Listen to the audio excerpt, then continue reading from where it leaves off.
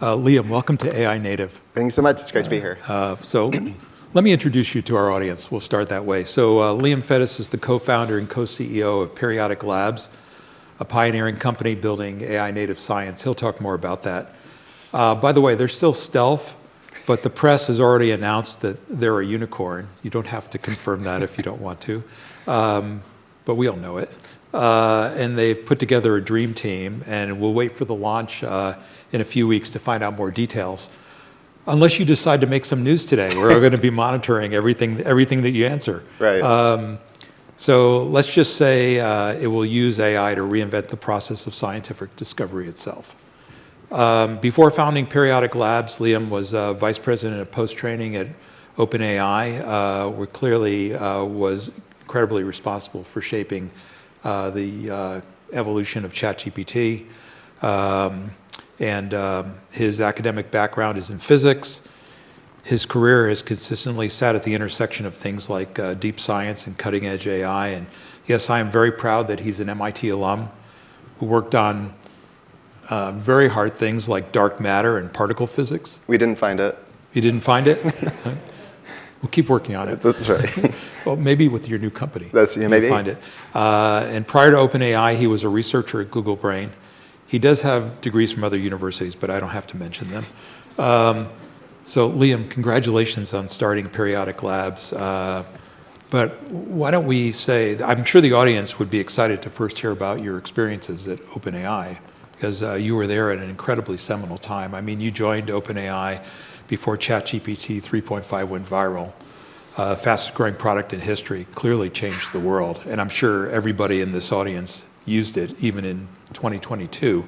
So, OpenAI with that was an amazing scaling process from prototypes to global products. What did you learn about the scaling era of a product that fast? How did you deal with it? Yeah, great. Thanks so much for having me. It's great to be here. I would say, first of all, it was a very surprising result. We called it a low-key research preview. That wasn't a joke. Like, we had this. We're going to write a blog post, and we actually had a poll internally as to how many people would use ChatGPT. And people were guessing like 10,000, 50,000. Someone had a bold claim of like, oh, maybe 1 million people are going to use ChatGPT. Up until that point, there had been no successful chatbots. So like the prior rate is quite low. GPT 3.5 was already out as a completion engine. So people could use that for many months ahead of ChatGPT. But I think the learning is, obviously, there's like good luck, good timing, but just boring things done well. There's no novelty to ChatGPT. Had we submitted that as a conference paper, it would have been a straight desk reject. There's no novelty to the thing. Wow. But it's getting the reward function right. We were scaling up more of the RL side, data, evals. I think that was like really fundamental. And then one thing that I think really led to ChatGPT being really successful was establishing a data flywheel and feedback from the users. And so as the product scaled, we had more and more feedback. Pretty proud, we had within 30 days a very like proto data flywheel up and running. So users would give like a thumbs down, and then we could use that data to start improving it. It was very janky at that stage, but I think that was like one of the big successes for it. And I think when you use ChatGPT today, it really understands you in a much more nuanced way. And so user feedback at huge scale has been really instrumental. Yeah, that's really amazing. So you talked about the data flywheel. So, as laymen, we sit here and say, well, it was really hard for you guys to keep finding more data to feed the model. But was it? Or was it the data flywheel that provided what you needed? Data flywheel provides some of what you need. So user feedback is a powerful thing. There's an abundance of it. But people like being told that they're right, they're great. So you can imagine if you train neural nets on user preferences, you might have some idiosyncrasies, some biases that you actually don't want to encode in the model. So like one example would be like sycophancy. The model is just going to be inclined to say like how great you are.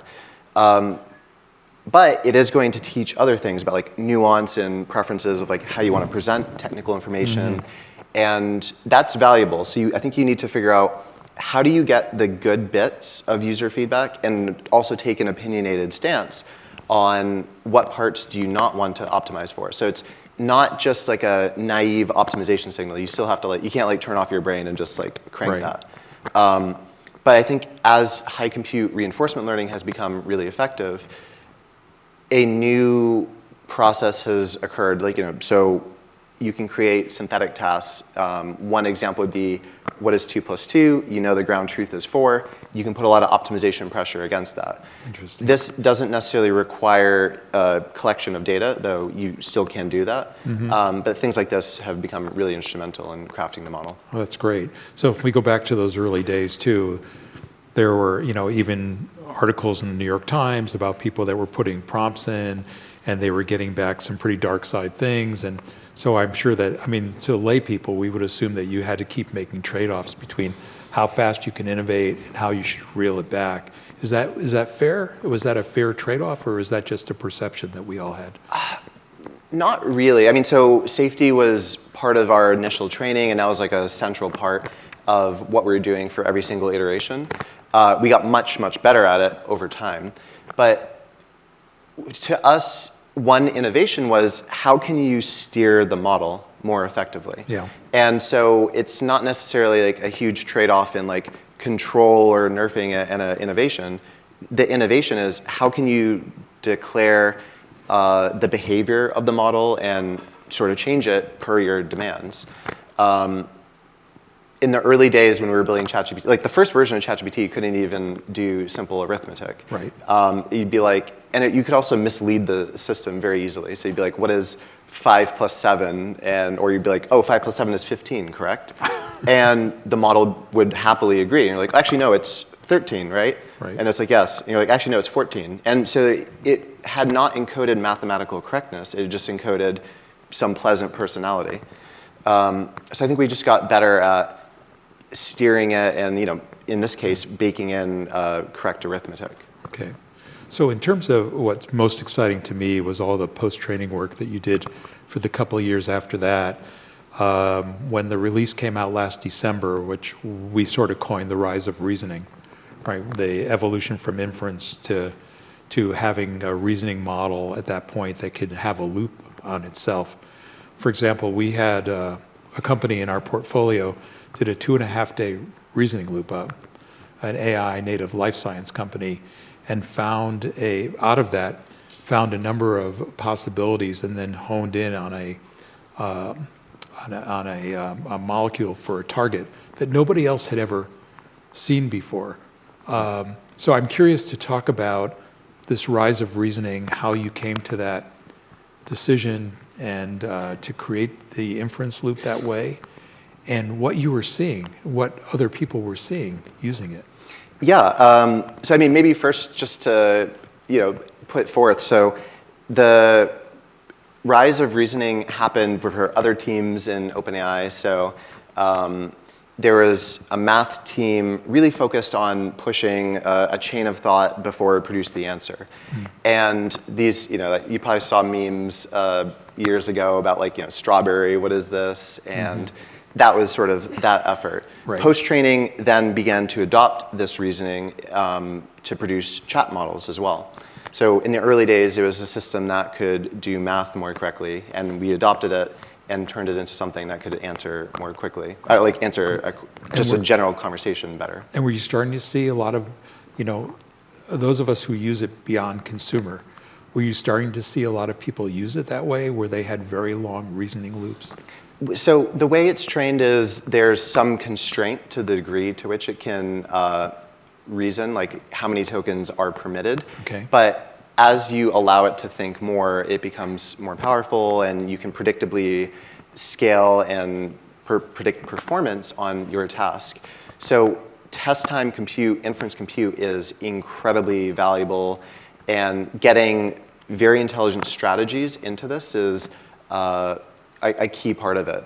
one part of this is getting backtracking. So to use some of the examples I was saying before, if it made a mistake, now the system in its chain of thought can try to introspect and error correct. You have to bake that into the model's prior strategies. Right. And then if RL reinforces it, you will continue to persist that. But these sort of latent strategies in this chain of thought are incredibly powerful, and that's what's led to models that are much more reliable and useful today. Wow, amazing. So I'm also building on that because I assume that that is part of the rationale of what you're going to be doing going forward. So you left OpenAI in March. You launched Periodic Labs. What motivated you to do it, and what do you see as the future for AI for science? Yeah, I think motivation is, for many of us, the goal of these terms AGI, ASI, is advanced science, is advanced technology. And I think we felt that we had made amazing progress on chatbots, on agents, on coding agents, and people will continue to do so. But I think there's a bit of an intellectual laziness where it's like, oh, we're going to build AGI, ... all of our problems get solved, and it's a utopia. I think it's requiring a significant out-of-distribution generalization. And science has ultimately been an iterative endeavor. It's grounded in experiment. That's how new knowledge is created. So we were looking at the trends of reasoning models, LLMs, and also as sort of looking at some of the scientific advances, particularly in material sciences and physical sciences, and feeling like, okay, well, actually, here's an opportunity where now our RL environments are the environment. You are just going to actually integrate labs as part of the loop. I think we all believe that this is clearly the future, and I think it was a matter of feeling that the timing was sufficiently good. So to me, it was just like, that's the holy grail. The timing was good, and just felt compelled to go do it. That's awesome. So we've seen the early AI for science has primarily, I mean, there have been some exceptions, but primarily to this point has been about life sciences for the most part, right? We've looked at this moving from, I call it from discovery to design, where the computers used to create, and we used to create, and the computers would do the QA, right? And now they create, and we do the QA. But in life science, that's mostly humans that are at the QA level. How do you see that going forward? Do you think that we can move towards the QA also being done in an AI kind of way? So what we're trying to achieve with Periodic Labs is to have a fully end-to-end loop. So the reasoning models have become powerful through end-to-end training. You are able to, to use that example of like the math question, you're able to optimize against this over and over again. Right. And so that's central to our thesis. So we're actually creating autonomous labs to optimize against.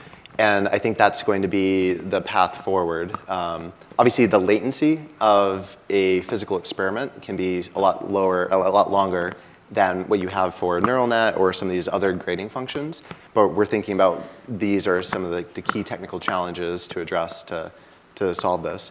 But again, it's like if you can evaluate something, if you can precisely measure an outcome, and in many like physical experiments, there's noise, but if you can evaluate the outcome, you can put a lot of optimization pressure against it. So can these autonomous labs create the data that basically create the feedback loop for these models? Yeah, it's data flywheel, but now in the physical world. Wow, that's amazing. And the data doesn't exist. So you could look at data publicly available, and it might have like huge noise ranges. So for instance, we were looking at some physically measured property, and it had many orders of magnitude of the stated value. So a system trained on that naturally can't really derive a deep understanding of the universe from that. It's like, well, here's a distribution, but it doesn't actually know what the true value is. Second piece is negative results typically aren't published. It's hard to publish negative results, so these things just remain latent information in labs. And David Silver, Rich Sutton had a great paper, or white paper, Era of Experience, and they're claiming, again, that like RL environments, the task is so important. Like this is going to be the differentiator. And to us, giving the model the ability to carry out and act in the world and carry out experiments is really central to our thesis. And we think that's going to be key to accelerating science. So this is going to be at a grand scale? Yeah, it has to be very large scale. Wow. Yeah. So going from like artisanal science to bigger science. So clearly you've also started to build a team. Correct. Have you thought about what kinds of backgrounds a successful company in an AI science space should have? I think we really need to make sure it's not like machine learning folks just YOLOing in and trying to figure out some like, deep technical science. So for us, we have a really world-class set of machine learning researchers, people who have deep expertise in language models, but also experimentalists and computational simulation folks. So those are the three key pillars for us from like a technical perspective. In the areas we're considering, we have quantum mechanics as a simulator for many of the properties. So that's getting those details right is really important. Reconciling the simulations against physical experiment is really important. And we think that there's such a huge opportunity where you have this domain expertise, and it's basically distilling how do the best physicists and chemists think about their field, their domain, and putting that into model, like those strategies. So for instance, one of the members on our team is an MIT professor who you know. Yep. And he's like, no, these models aren't thinking right. We're like, what do you mean? It's solving the problem. He's like, no, they should be thinking more in terms of symmetries. And these are the types of things that we think are going to lead to much more advanced capabilities. Interesting. So AlphaFold transform biology, genome map crystals. How is your modeling approach similar or different for science in general than what they had to go through? Yeah, I think it's incredible work, and part of our workflow will be mirroring that in the physical sciences. So creating a foundational understanding of atoms, so just deeply understanding the physics, the chemistry. But at the same time, so AlphaFold is a very specialized model, and I think from our perspective, we still want to leverage all of the advances from like ChatGPT, the reasoning models, language models, and I think our system will probably use neural nets like that as a tool. So it's part of a broader system. There's a language model, there's a system, there's a scientist that can use things like this as tools. So rather than Python or a browser being a tool, you can also have other neural nets being tools. Interesting. And how do you think this is going to, I think about this in terms of what's going on in academia versus what's going on in industry. And there's been that debate of where are the innovations happening? Do you think that when you do things like AI for science, which I actually agree with you, this is the decade for AI for science, do you think that's going to be a better blend of the two, of academia and industry working together, or do you think that it's going to be a separated? Yeah, I think quite possibly. So many of the people on our team are incredibly established, amazing academics. And we think that that's going to be critical to creating systems like this. The machine learning team doesn't have that kind of domain expertise. So it's a very deep interplay between like industry and academia. So that'll allow you to balance like generative AI creativity with the rigor of physics and for this melding of the minds. Absolutely. Interesting. Very interesting. How do you think this all, a lot of us look at, you talked about quantum mechanics. So a lot of us are thinking about, where we're going with quantum computing. Does this play a role in that, new components, whether it's algorithms, materials, or things like that, that can help advance quantum computing? Yeah, I think quite possibly. So one of our targets, I think there's a set of material targets where our system may be able to contribute and accelerate some forms of quantum computing. Looking forward, very far out, there's hope for quantum computing for modeling materials as well. So, when that time comes, this could be really valuable tools for us as well. But yeah, materials, material science, materials, it sounds like very esoteric stuff, but it's just behind every advanced industry. And quantum computing is one of them that we hope to impact. And do you think that'll play a part in this at a certain point in time? Do you think that, if you think about this philosophically, will AI for science evolve because of quantum computing? Does that even play into your thinking at all? Not at the time scales that we're thinking about. Okay. We're not thinking that far out. Okay. So what do you think, if you think about, if we call this a decade of AI for science, do you have a sense of what the end of this decade might look like? Where we'll be? Do you have a vision for where you think the world's going to go? I think it's hard to predict timelines. So, the company is so fresh, so I don't want to be held to some, very speculative opinion. But I think technologically we can follow the same playbooks that we did before. I think pre-training, search, high compute reinforcement learning, I think all these things will have the same role in modeling atoms around us more effectively. And I think our aspiration is, can you create a system that can intentionally design the world around us? And I think that's likely in scope for some applications. But I think without putting a time frame on it, I think the possibility of this is incredibly tremendous. Do you have a sense of, we all looked afar at the creation of these singular large language models and how expensive it was to create them, although the costs obviously have been coming down. Do you think this field turns out to be one of large singular models or a lot of smaller models, or have you thought about that? I think it's a practical consideration. So I think there's questions of how well, what regime are you in? So for instance, if you're in a data constrained regime, you may not want to push the scale of the model because you're not really getting the full benefit of that potentially. You have another rate limit, which is your data. But I think there's sort of technical decisions about what do you put together into a monolithic model. Mm-hmm. And one principle would be, if the data distributions are generalizing or supporting the other, then it certainly makes sense to combine it into a single model. So data A is improving on performance of data B. In a lot of cases, surprisingly, there can be less generalization and transfer than you'd expect. So you're no better off than had you just trained two separate models.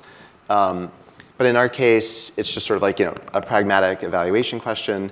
And then, as we said before, we'll have specialist models more akin to an AlphaFold as a tool.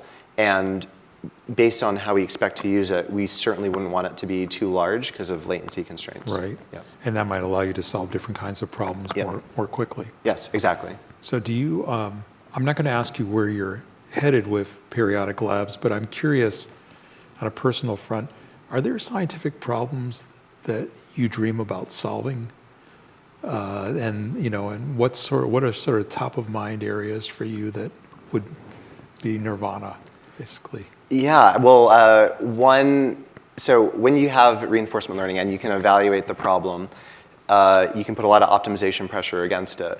One holy grail would be the optimization pressure against high temp superconductors. Right. So can we discover new superconductors? And here the reward signal is whatever property you want, but the best would be the critical temp. And I think right now we're at 130, 140 Kelvin. We need to get to 300 Kelvin for room temperature. But I mean, that would be just such an incredible achievement of the technology. It's you can hold this thing. It's like a floating rock. Right. So something like that would be really tremendous achievement of the technology. That would be awesome. Yeah. And a lot of the physicists, theorists, and experimentalists we speak to think it's possible. We don't know physically whether it's possible to create room temp superconductors, but we'll see how high we can push it. Right, and I assume that would also change computing. That probably, and they end up being part of a next generation of computers. Right. Yes. So it feeds on itself. Yep. Interesting. How about this? You talked about also these autonomous labs. Do you view that as where we're headed with agents, so to speak, where it's kind of agent scientists? Are we going to go there? Yeah, absolutely. So I think an agent scientist has to have the tools that the scientists would, and part of those tools are in the physical world. It's like the ability to carry out an experiment. And another piece of creating an AI scientist is encoding how some of the best scientists think about their domain.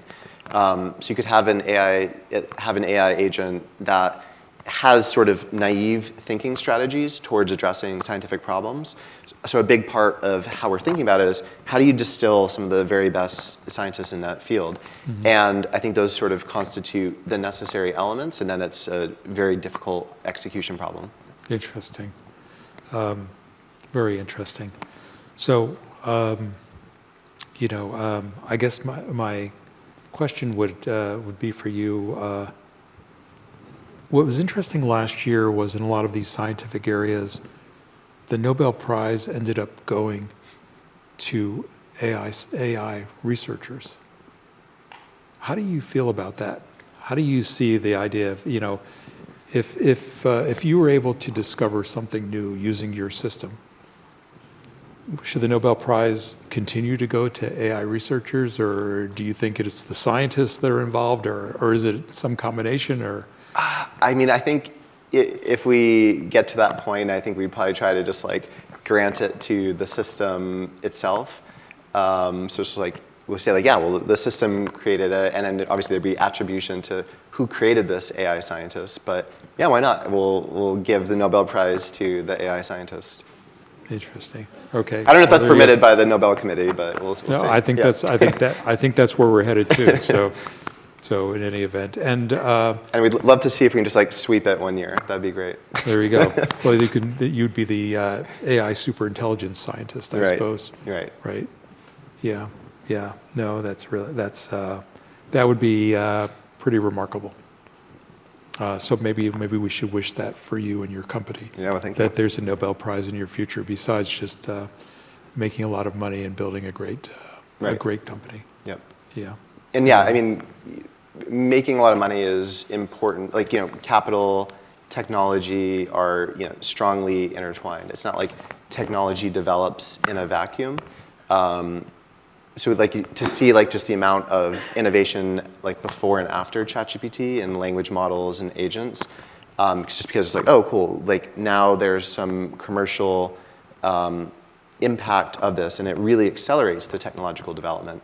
So having a system that really commercially is very successful allows for just a much bigger acceleration in technology. Like technology doesn't develop in a bubble, in a vacuum.